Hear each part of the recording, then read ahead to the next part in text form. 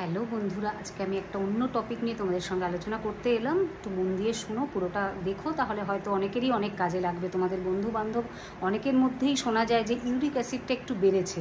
তো এই ইউরিক অ্যাসিডটা বাড়াটা কী জিনিস, কীভাবে প্রিভেন্ট করতে হয়? দেখো, ডাক্তারের ওষুধ তো সবার জন্যই রয়েছে, কিন্তু আমি বলবো ডাক্তারি ওষুধ খাওয়ার আগে যাদের খুব সামান্য ইউরিক অ্যাসিড বেড়েছে তারা যেন প্রথমেই ডাক্তারের ওষুধ খাবেন না। কিছু কিছু রেমেডিজ আছে, হোম রেমেডিজ। আমি সবসময় একটু আয়ুর্বেদিক বা হোম রেমেডিজ নিয়ে বিশ্বাস করি এবং নিজের ক্ষেত্রে বহু ক্ষেত্রে আমি উপকার পেয়েছি। তাই জন্য আজকের এই ভিডিওটা যদি তোমাদের কোনো রকম কাজে লাগে তাহলে আমার খুব ভালো লাগবে। তো শুনতে থাকো, সঙ্গে থাকো। যেমন ইউরিক অ্যাসিডটা প্রথম বলি যে কিভাবে হয় এবং কেন হয়। ইউরিক অ্যাসিডটা একটা ওয়েস্ট প্রোডাক্ট, আমাদের খাবার ভেঙে যখন কিডনিতে চলে আসে তারপর ইউরিক অ্যাসিড তৈরি হয়। সেই ইউরিক অ্যাসিডটা যখন পরিমাণটা বেশি হয়ে যায়, নর্মাল তো সবারই থাকে, সেটা ইউরিনের সাথে বেরিয়ে যায়, কিন্তু সেই পরিমাণটা যখন অনেক বেশি হয়ে যায় তখন কিন্তু এটা স্টোন ফর্ম করতে পারে, কিডনিতে স্টোন করতে পারে। গাউট বলে একটা রোগ আছে যেটা আর্থ্রাইটিসের মতন, হাত পা ব্যথা করে, ফুলে যায়, অনেক বেশি পেন হয়। এই সব রোগ কিন্তু হতে পারে ইউরিক অ্যাসিডের জন্য। তো সেটাকে আমরা ঘরোয়া উপায় কিভাবে প্রিভেন্ট করব? যেমন নাম্বার 1, গার্লিক। রসুন কিন্তু খুব উপকারী একটা জিনিস বন্ধু। যারা রসুন খাওনি, খালি পেটে রসুন খাওয়া অভ্যাস করো, অনেক রোগকে কিন্তু মুক্তি দেয়। যেমন রসুনের মধ্যে কিন্তু অ্যালিসিন বলে একটা প্রোডাক্ট আছে যেটা ইনফ্ল্যামেটরি, যে কোনো ফোলা জাতীয় ভাব কমিয়ে দেয়, অ্যান্টি অক্সিডেন্ট থাকে, যেগুলো অনেক রোগের থেকে তোমাকে মুক্তি দিতে পারে। এটাও কিন্তু ইউরিক অ্যাসিড কমায়। বা ইউরিক অ্যাসিড মানে হচ্ছে পিউরিন ফর্মওয়ালা যেসব জিনিস আমাদের খাদ্যের মধ্যে পিউরিন ফর্ম করে, যেসব খাদ্যে বেশি থাকে পিউরিন, সেই সব খাদ্যকে না খাওয়া এবং পিউরিন বেশি কম থাকে যেসব খাদ্য তাকে বেশি করে খাওয়া। এটা হচ্ছে বেসিক ফর্মুলা। তো প্রথমেই বললাম যে গার্লিক, যেটা রসুন ভীষণ কম করতে সাহায্য করে ইউরিক অ্যাসিডকে। সেকেন্ড নাম্বার হচ্ছে টার্মারিক, হলুদ। কাঁচা হলুদেরও বিকল্প নেই। যদি কাঁচা হলুদ নাও পাও, শুকনো হলুদ বা ড্রাই হলুদ যেটা আমরা ইউজ করি আমাদের রান্নার ক্ষেত্রে, সেইটাও কিন্তু তোমরা রান্নায় বেশি পরিমাণে ইউজ করে এর উপকারিতাটা নিতে পারো। আর থার্ড নম্বর হচ্ছে আদা, জিঞ্জার।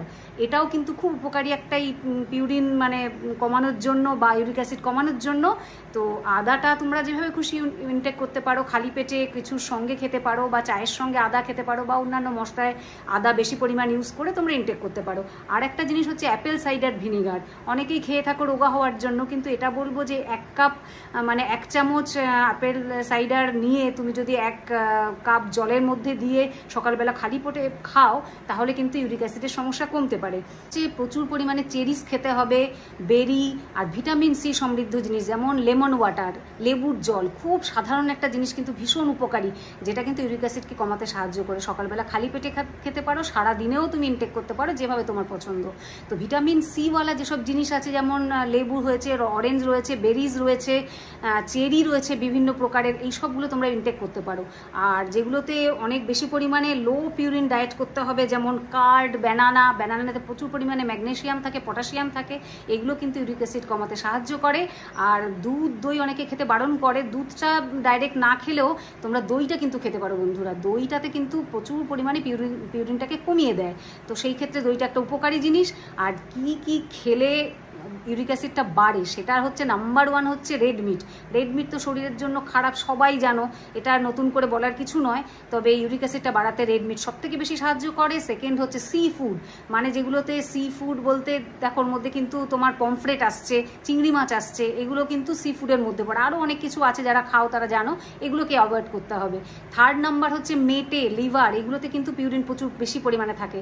টমেটো তো থাকে, কিন্তু খুব বেশি পরিমাণে খাবে না, অল্প পরিমাণে খেতে পারো। পালং শাকে থাকে, বা পিচ্ছিল জাতীয় কিছু জিনিসে থাকে, যেগুলো তোমরা অ্যাভয়েড করতে পারো। কিন্তু সবথেকে বেশি যেগুলোতে থাকে সেগুলো আমি বলে দিলাম। রেড মিট, অ্যালকোহল খাবে না।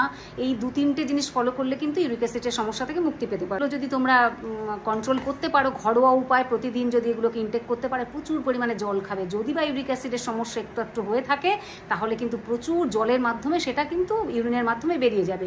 তো আজকের ভিডিওটা কেমন লাগলো তোমরা অবশ্যই আমাকে জানাবে। ভালো লাগলে অবশ্যই লাইক, কমেন্ট, শেয়ার করে পাশে থাকবে। আজকের মতন টাটা, বাই বাই। চলে আসবো আবার অন্য কোনো একটা উপকারী ভিডিও নিয়ে, যেটা হোম রেমেডিস দিয়ে আমরা ঠিক করতে পারি, সেরকম অন্য কোনো ভিডিওতে। আজকের মতন টাটা।